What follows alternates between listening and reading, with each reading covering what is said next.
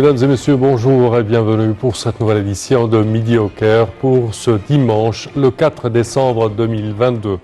Notre édition d'aujourd'hui, on la commence avec cette information. Le président Abdel Fattah el-Sisi a visité ce dimanche matin l'Académie de la police où il a assisté à l'entretien d'admission des cadets. Cette visite s'inscrit dans le cadre du grand intérêt que porte le président aux nouveaux adhérents et à l'Académie de la police qui assumeront dans l'avenir la responsabilité de la défense de la patrie, la protection de leurs compatriotes. Et nous enchaînons avec cette information, chers téléspectateurs. Nous passons à notre information suivante. Le président Abdel Fattah el-Sisi a reçu hier au palais présidentiel de l'Ittihadiyya le roi Abdallah II de Jordanie. Une cérémonie d'accueil officielle a été réservée au roi jordanien qui a passé en revue et a inspecté la garde d'honneur avec le président Abdel Fattah el-Sisi avant d'accéder au palais présidentiel pour entamer leur discussion sur plusieurs dossiers. Le président el-Sisi avait reçu à l'aéroport international du Caire le roi Abdallah II de Jordanie. Et pour plus de détails, voici un compte-rendu.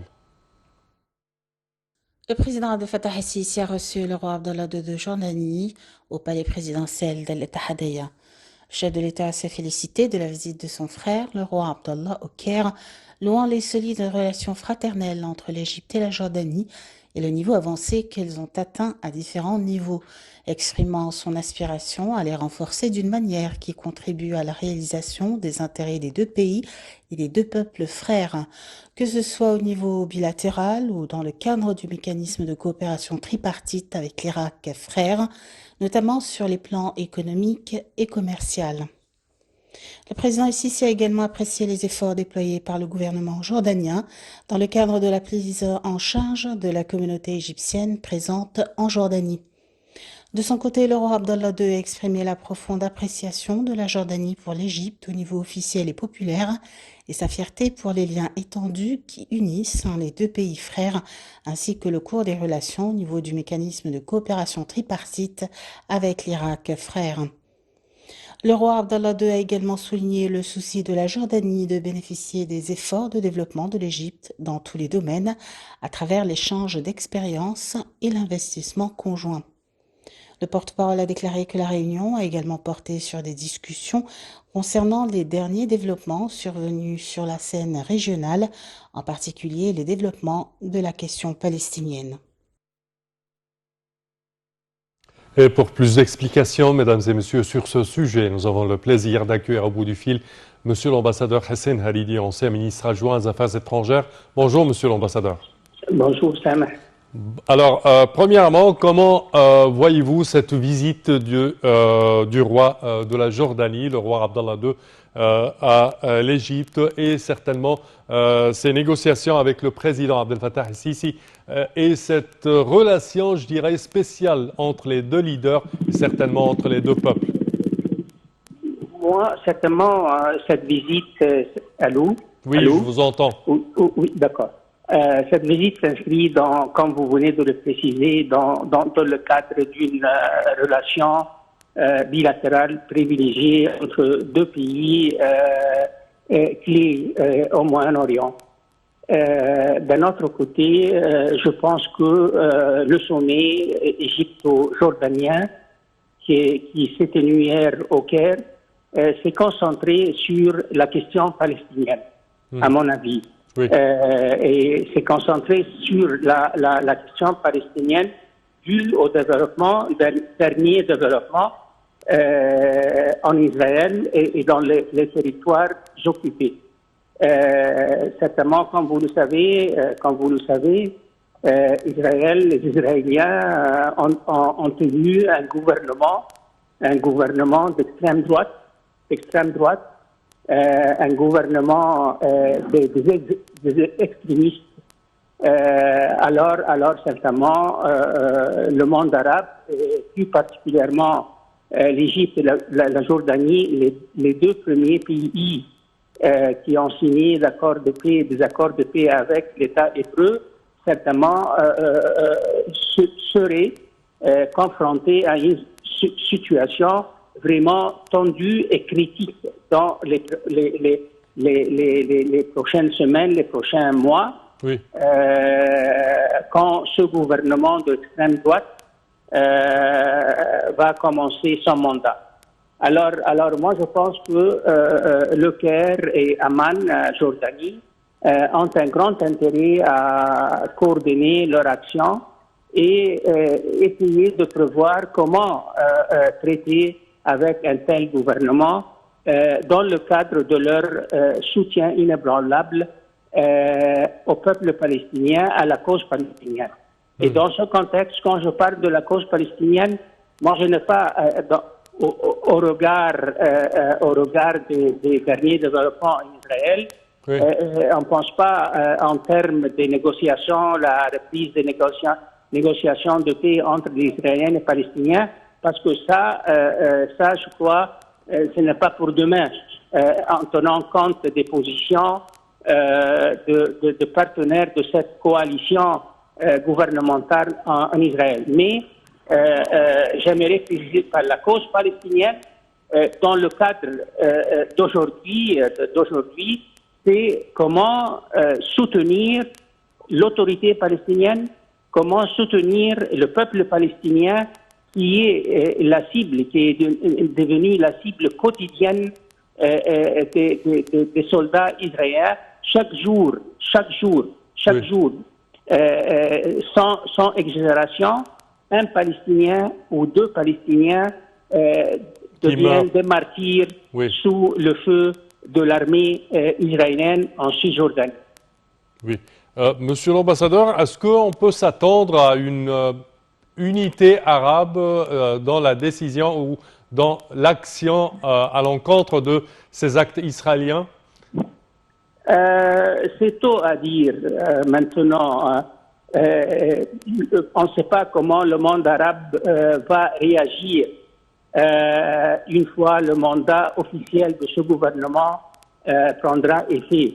Ce que je tiens à dire est que le Benjamin Netanyahu, le Premier ministre israélien, a annoncé après les élections que sa priorité, c'est la paix avec les pays arabes. Et une fois cette paix, je le cite, et une fois cette paix achevée, il va commencer à penser à la paix avec les Palestiniens. Alors nous sommes devant un gouvernement, un Premier ministre israélien qui n'a pas changé. Ce monsieur a tout fait durant ses précédents mandats comme chef de gouvernement en Israël, a fait tout son mieux pour saboter la solution de deux États. Alors, quelle est la réaction arabe jusqu'à maintenant, Sameh? On n'a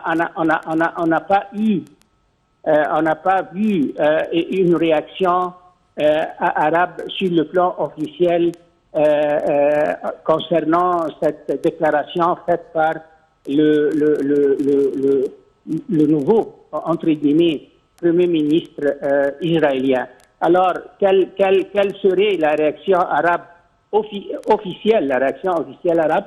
Je ne peux pas le prédire maintenant, mais si vous me permettez à souhaiter quelque chose, je souhaite que ces accords dits accords d'Abraham ne seraient pas suivis d'effets dans l'avenir tant que ce gouvernement d'extrême droite ne va pas parler sérieusement, ne va pas étudier sérieusement comment achever comment mettre en œuvre cette solution de deux États. Une chose que je ne peux pas certainement dire que c'est pour demain. Oui. Monsieur l'ambassadeur, également, quelques-uns parlent d'une coopération avec la Russie comme parrain du processus de paix et réouvrir les sessions de négociation entre les deux pays. Ouais, non, je doute fort que la Russie actuellement peut jouer un rôle. Certainement, la Russie fait partie de ce qu'on appelle le quartet, le quartet, l'Union européenne, les Nations unies, la Russie et l'Amérique. Mais comme vous le savez, la Russie aujourd'hui fait face à la guerre en Ukraine. Oui. Ses relations avec les États-Unis, avec l'Occident, n'est pas au beau fixe. Oui. Alors moi, je doute fort. Et maintenant, pour être réaliste, maintenant, la priorité n'est pas le processus de paix, parce que je ne vois pas, personnellement, je ne vois pas une possibilité pour la reprise de ce processus dans les mois à venir ou dans les années à venir. Mais maintenant, la priorité absolue est comment protéger et défendre le peuple palestinien contre l'armée israélienne et contre les mouvements de colonisation de la Cisjordanie. Et quand je dis soutien, j'entends par ça un soutien financier, un soutien moral, un soutien politique et un soutien sur le plan international. Ça, c'est ce que voilà comment je vois les choses actuellement. Parfait, Monsieur l'ambassadeur Hessein Halili, nous tenons à vous remercier extrêmement de vos explications. Merci à vous. Je répète que vous êtes ancien ministre adjoint des Affaires étrangères. Et nous poursuivons, chers téléspectateurs, avec cette information. Le président Abdel Fattah al-Sisi a assisté à l'inauguration de la première phase de la nouvelle ville d'Al Mansoura, qui fait partie des nouvelles villes intelligentes que l'État a commencé à construire et constitue l'une des artères du développement dans la côte nord de l'Égypte. Et pour plus de détails, voici un compte-rendu.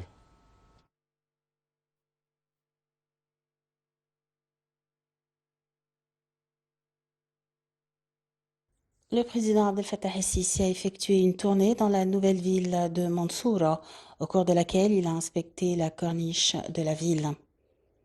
Le chef de l'État, accompagné du Premier ministre et d'autres hauts responsables, a inspecté certaines des expositions en bois qui dépendent du recyclage grâce à l'utilisation de bois et de roses séchées. Ensuite, le président el-Sisi a inspecté certaines des expositions et de l'artisanat des églises. Le président el-Sisi a également effectué une tournée d'inspection du village d'Al-Hessès à Chirbine, dans le gouvernorat de Dahleya, pour suivre l'état d'avancement de la mise en œuvre de l'initiative présidentielle Vie décente dans le gouvernorat. La tournée d'inspection comprenait la visite du président el-Sisi à l'école primaire d'Al-Hessès, au complexe des services gouvernementaux et au complexe agricole.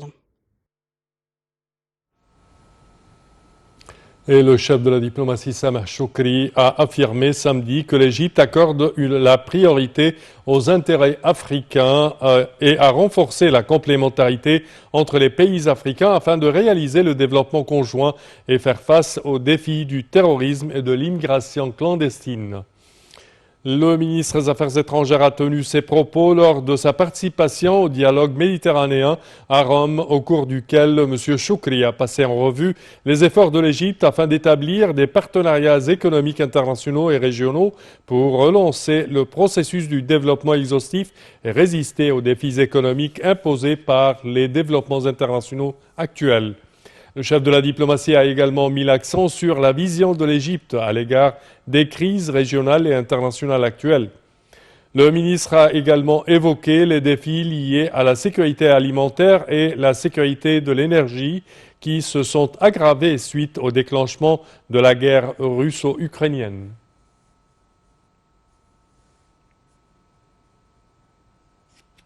Et à l'occasion de la journée mondiale des personnes handicapées, Mme Intisar el-Sisi, la première dame d'Égypte, a écrit sur sa page sur Facebook que l'Égypte a été l'un des premiers pays à autonomiser les personnes handicapées et elle continuera à œuvrer pour renforcer leur rôle et pour leur donner toutes les chances grâce à diverses initiatives présidentielles et gouvernementales.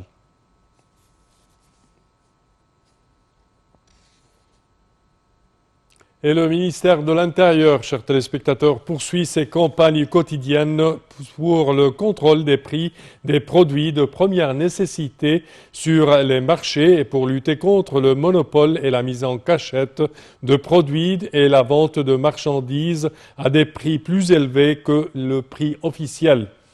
Au cours des dernières 24 heures, le ministère de l'Intérieur a saisi 521 caisses d'approvisionnement s'élevant à plus de 142 tonnes de produits alimentaires et non alimentaires.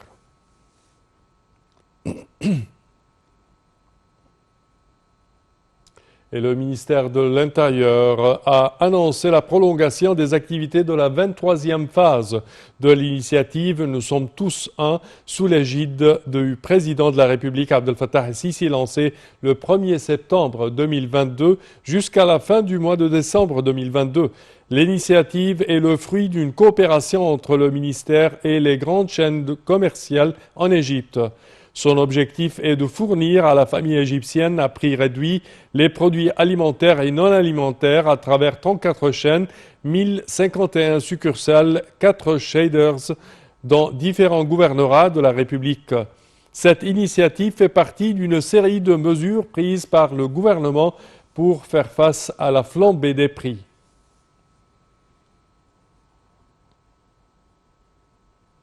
Et ceci conclut, chers téléspectateurs, notre édition d'aujourd'hui de Midi au Caire.